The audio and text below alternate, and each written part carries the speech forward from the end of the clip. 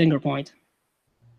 Hello, everyone. Welcome back to another episode of the 52 essential must-see movies. That's a whole mouthful to say. And all of these movies are from this book here, which is the Turner Classic Movie Book written by James Arnold, and with an intro by the late, great Robert Osborne, who was the longtime host of Turner Classic Movies. A staple there pretty much, I believe, from the beginning up until this year, pretty much. And it's really sad that he passed away. So we are honoring him with a series of films from this book. And today we are discussing another really big entry, or at least a big entry for cinephiles everywhere, and that is Breathless by Jean-Luc Godard.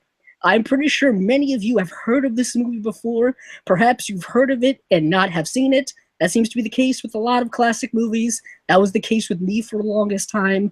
And Breathless is one of those movies that I think is essential for every cinephile to watch. I think Jean-Luc Godard in general is essential for every filmmaker to watch, and this is the movie everyone recommends. This is his first movie. This is the movie that really put him on the map. This is the movie that is taught in film courses and film schools all over the world, and it has inspired generations of cinephiles and filmmakers and all this kind of stuff. But before we get into it, I am once again joined by my friend Steven Billings. Steven, what have you been up to? Oh man, I've been up till just the Criterion sales ending, and I could finally give my bank account a rest. One of the things I did pick up during that sale was my Criterion edition of Breathless.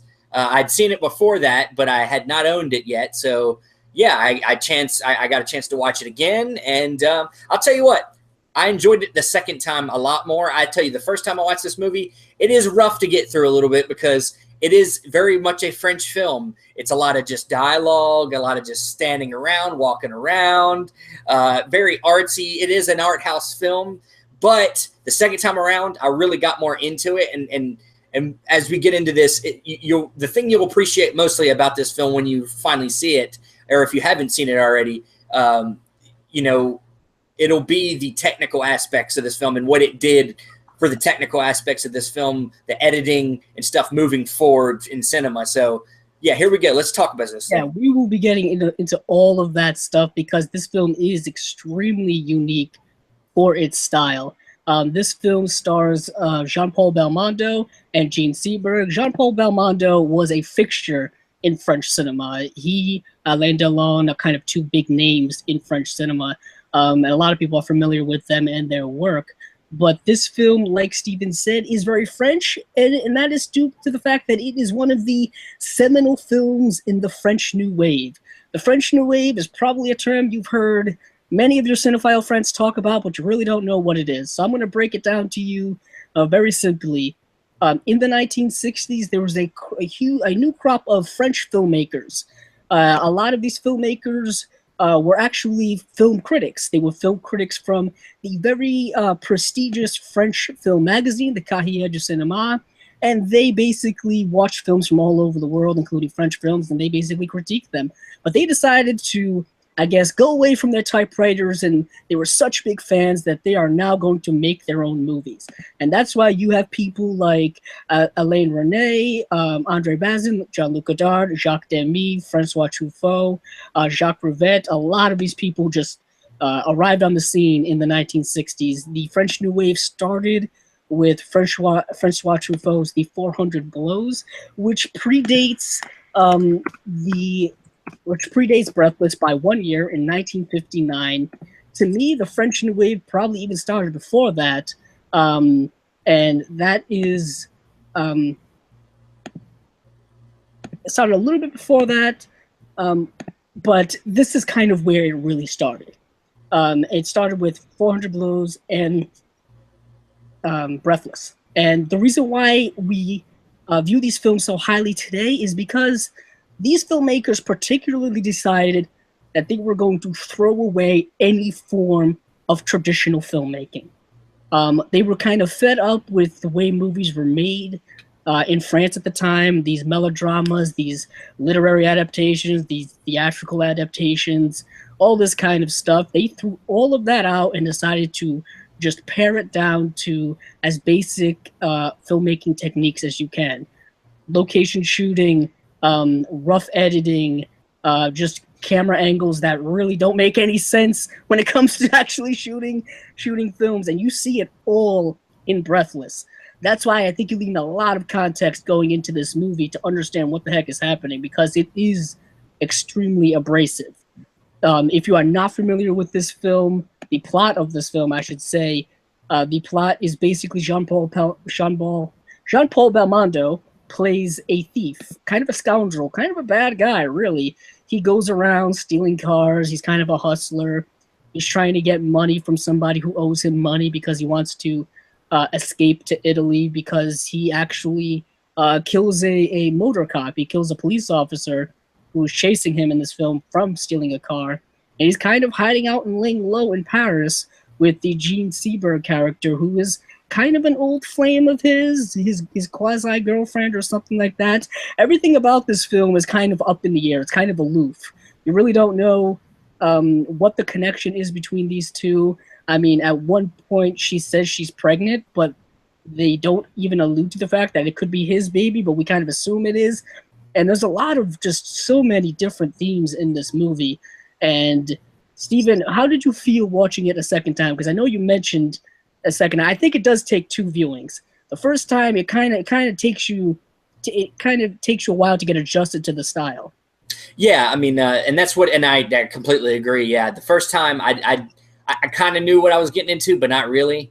And I watched it, and it kind of it felt longer than it was, because there's literally a scene in this movie where they lay in bed for like 20 minutes, and he's trying to get her to sleep with him, and she won't. And there's scenes like that, and a lot of tracking shots, and there's weird edits, which, oh yeah, if you don't know about it, one great real, and this is a fantastic fact about the movie, is that you'll find a lot, this movie's known for its jump cuts.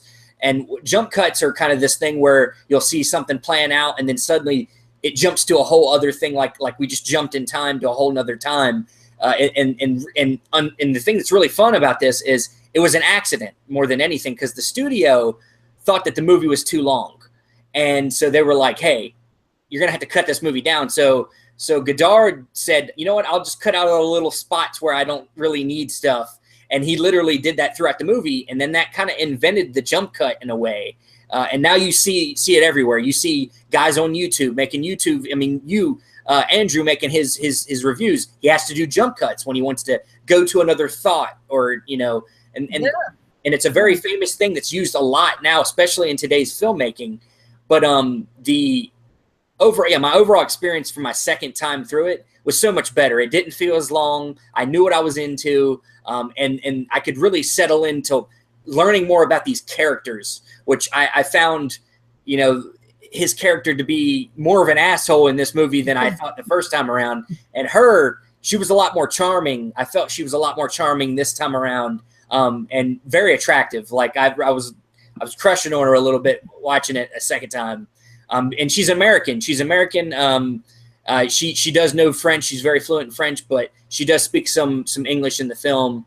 But yeah, the second time through, I loved it a lot more. It's only 90 minutes long, so it's an easy watch. So yeah, it's 90 minutes long. It is black and white. It is, heavily stylized, like we said, with a lot of just random jump cutting. And there are cuts to things that are just random. Like, it'll cut from someone walking to like a close-up of a poster on the street. And then somebody will walk by and you'll start following the character. And it's very weird. Like, sometimes a character will be walking out of a place and someone will be walking behind him, and then it will jump cut and that guy will disappear. And you're like, whoa, what happened here?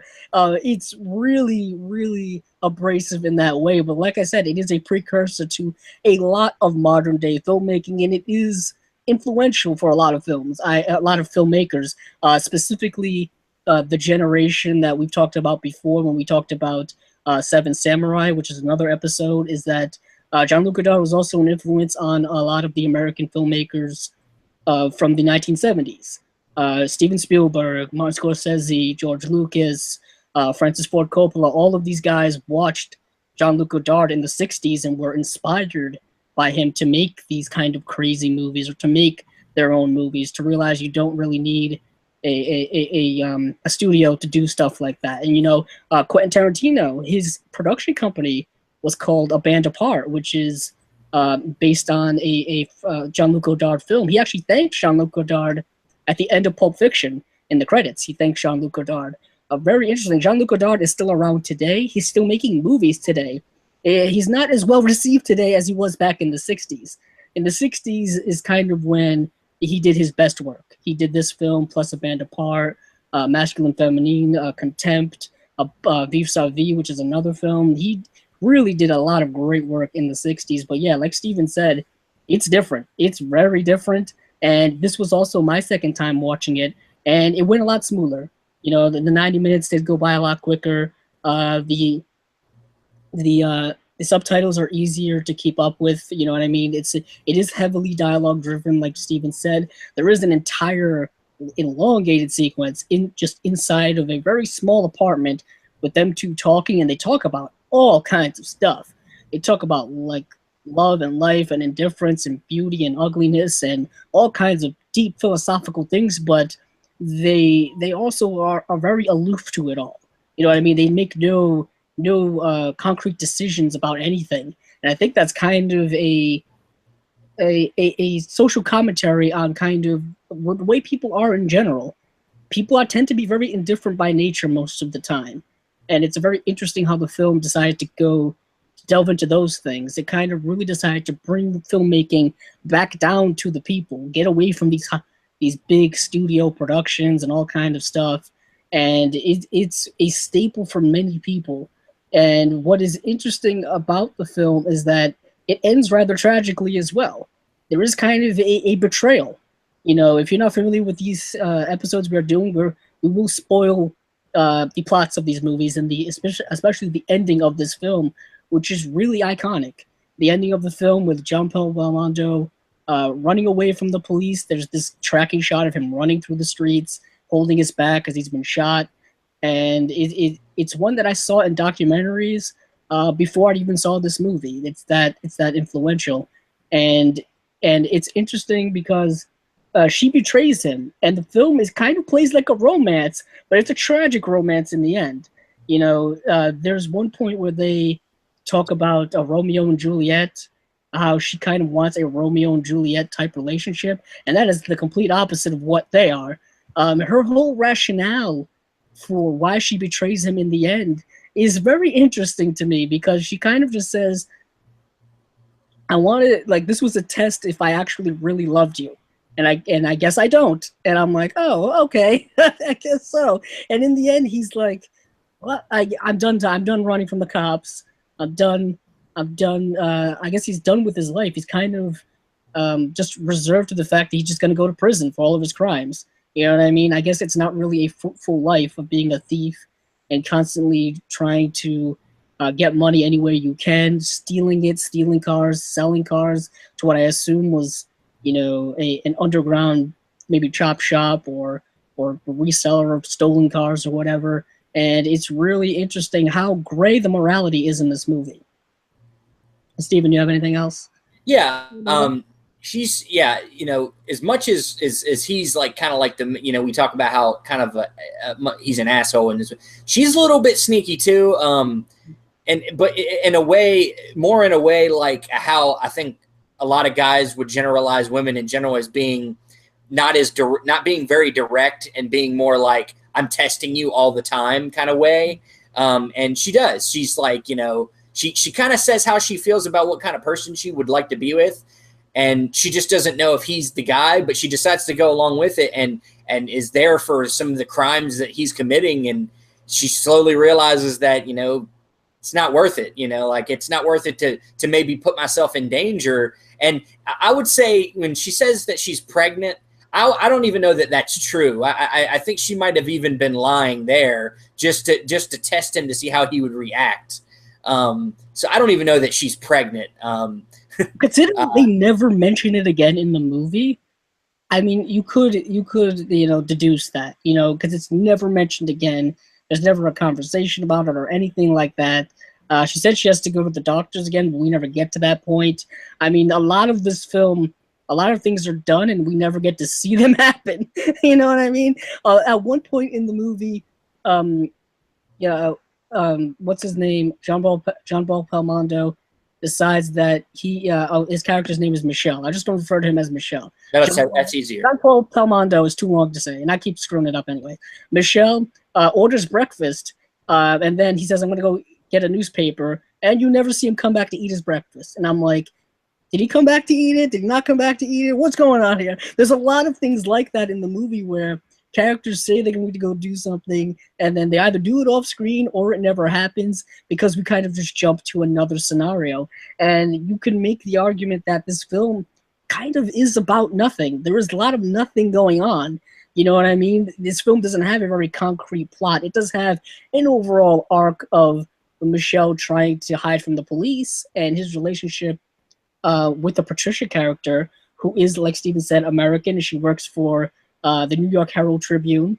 That's how we first meet her. She's selling newspapers, just walking in the middle of the street, which seems kind of dangerous to me. But you know, different times, different things, I guess. That scene actually of her selling papers has been parodied or reenacted several times in other mediums because it is so famous.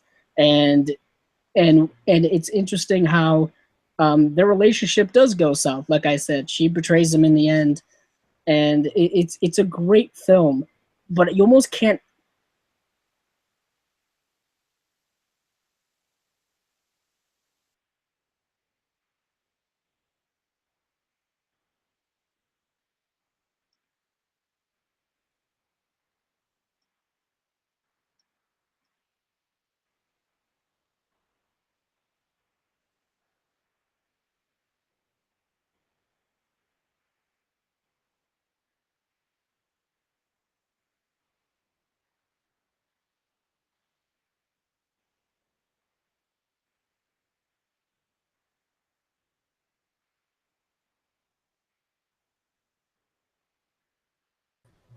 Oh, he's back. And yeah, with something happened. Sorry, folks, we had some kind of glitch in Google Hangout. But let's continue. Yeah, let's continue. What was I saying? Oh yeah, the film's about nothing, but you should still watch it anyway. But yeah, I mean, it's a film. It's a film. I would say it's a film about moments. It's almost another film that we really love, or series of films we really love, is the Before trilogy. And in a way, you could say maybe he was very inspired by Breathless in the way of how this movie Breathless is about moments. It's about in the how the accidental jump cut thing that he ran into with this movie adds to that, the fact that it feels more fragmented. It feels more like we're just in on certain moments, and then when it's not important, we skip to the other important moments. Right. Yeah. It seems like you almost get a Cliff Notes version of the overall story. Yeah, because I mean, I would really be interested in seeing what the original intent was compared to what came out. That would be interesting. Yeah, the original cut of the film that, as you said, didn't fly with the studio. I would have liked to see kind of these interstitial moments. The film probably wouldn't have as decent a pacing as it does. It probably would be bogged down a lot more. And the one thing you can say about this film is it does have great pacing. And it's a film that you almost can't explain to people. You almost have to let them experience it for themselves. But you have to also kind of prepare them for something that's completely different, because it is different than what even French cinema was at the time. You know what I mean? And what is interesting about the film is you get a cameo by another French filmmaker, Jean-Pierre Melville, who was making films before and during this period. He was someone who, alongside Jean-Luc Godard and Francois Truffaut, is a famous French filmmaker, and he was one who was making films. We talked about Le Silence de la Mer, Army of Shadows, Leon Moore and Priest, which also starred Jean-Paul Belmondo, and he was very highly regarded French filmmaker, kind of someone who wasn't really part of the French New Wave, but he was still making movies in the French New Wave. So you get a very interesting dichotomy in this film, and he makes a quick cameo as this writer. I'm assuming it was this famous writer who Patricia was interviewing for her newspaper, and I found it to be one of the funniest scenes in the movie. It doesn't last very long because I just found everything he was saying just to be complete and utter bullshit. I just thought he was supposed to be a caricature of what a famous like high art artist would be of the time, this famous writer who everybody wants to know what he thinks about stuff. You know, what do you think about love? What do you think about relationship between women and men? You know, at one point, some guy asked him, "Oh, how many women should a man be with physically in their lifetime, or something like that? Like, how many do you think?" And the guy's like, that many and more." And it's like just complete nonsense. And then she asked him like what his greatest ambition is, and it's like to be immortal and then die. And I'm like, that is the most like pretentious nonsense you could ever hear. And it's like something you would hear a very pretentious person say while drinking coffee and contemplating the meaning of life while like reading poetry. You know what I mean? It reminds me of a scene in a recent film, Perks of Being a Wallflower, where this one pretentious dude that's like into poetry talks. He's like, it's like some girl like compliments him on his poetry, and he's like, "I don't write the poetry writes me."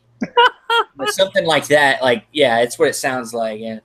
It's like, and there are people like that today who are very highfalutin, and they just kind of say stuff without really any. There's not really any meaning behind it. It just kind of sounds good, and people eat it up. And it's very interesting how it's 1960, and Godard's commenting on those types of people now. I think Godard also had a cameo in the movie as well at some point. I think he may be the guy who's holding the newspaper and recognizes Michelle's character. Okay. And kind of dimes him out to the cops. I think that's him.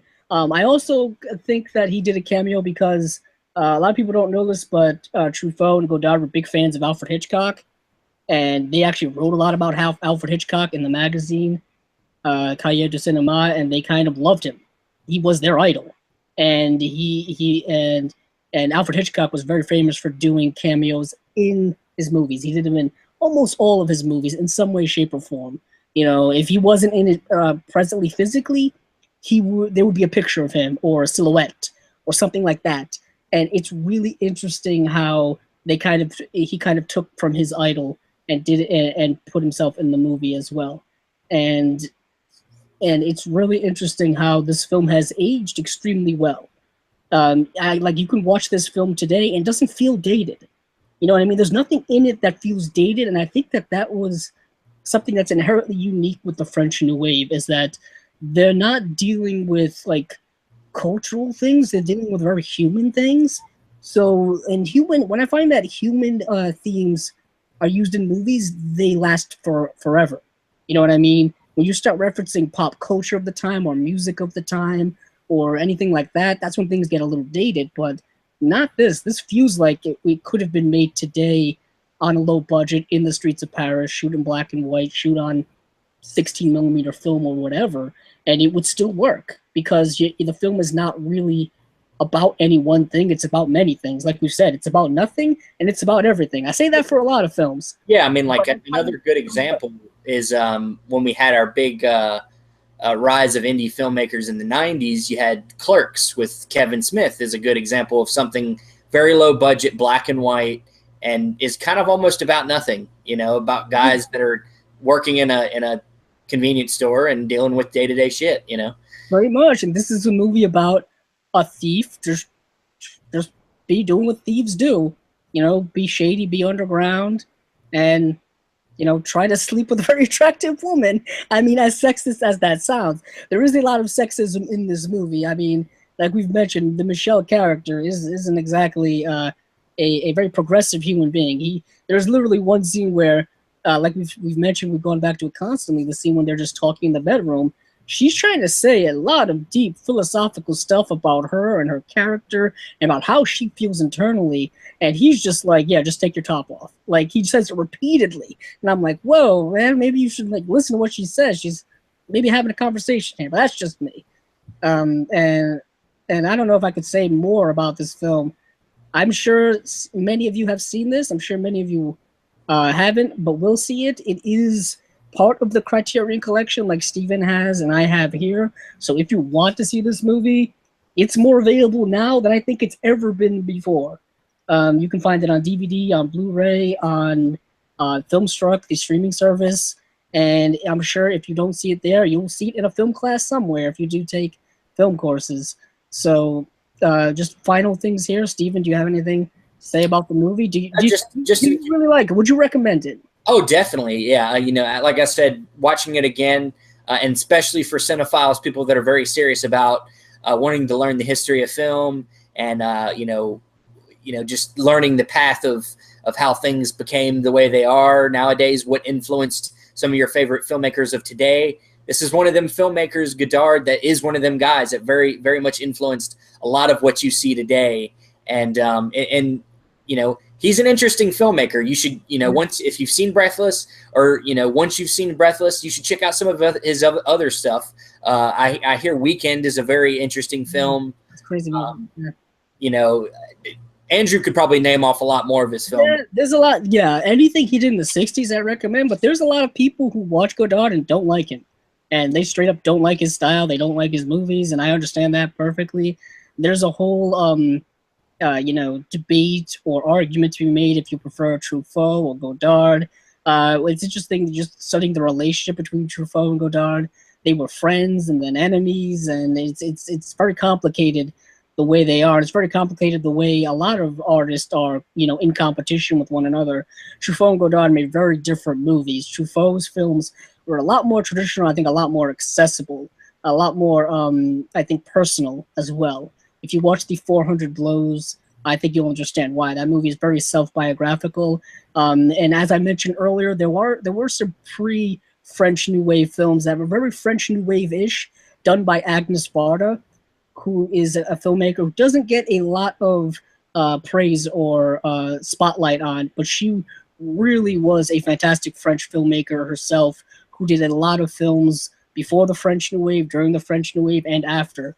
For those of you curious, the French New Wave started around 1958, 1959, and ended in the late 60s. So it's a very short window of films. We delve into these genres that have a lifespan. They end up moving on and branching off into other things. We've talked about film noir several times, and how once you get past classic, you get to neo-noir, and then you get to modern day stuff, and the Western is the same way. So all of these kind of have, new branches off into other directions, and we could do video series just on the history of the film genre. We'd be here forever. So for me, I'm Andrew. My name is Andrew. You can find my YouTube channel, Cabzilla Productions, as well as my Twitter handle of Cabzilla06. Steven, where can they find your lovely self? I can be found on Film Club Central, on YouTube, Instagram, Facebook. We do a lot of stuff. Kind of on a break a little bit right now. We've been doing a lot of writing. So, we always put reviews up, so you'll see that stuff. Yes, yes. Yes, we do a lot of things. I said do, so you feel free to laugh. We do a lot of stuff, especially here on the Best Damn Movie Show channel with our friend Dan Skip Allen. We do the Top 5 Weekly. We do this series of films, this series about classic films. He does his own stuff with his own podcast and his own reviews. And sorry earlier for that little intermission hang-up that we had. Coincidentally, it's one of the shortest films, yet we had a little intermission in between. Well, what we'll say is that was just an inside thing, because it was like a jump cut. Jump cut. See, we had our own jump cut in the middle of a movie review about a movie that has jump cuts. It's a hell of a paradox we're dealing with here, people. Yeah. So hopefully you enjoyed this review that we did, and we will see you next time. It'll be one of us, probably. Bye. Probably.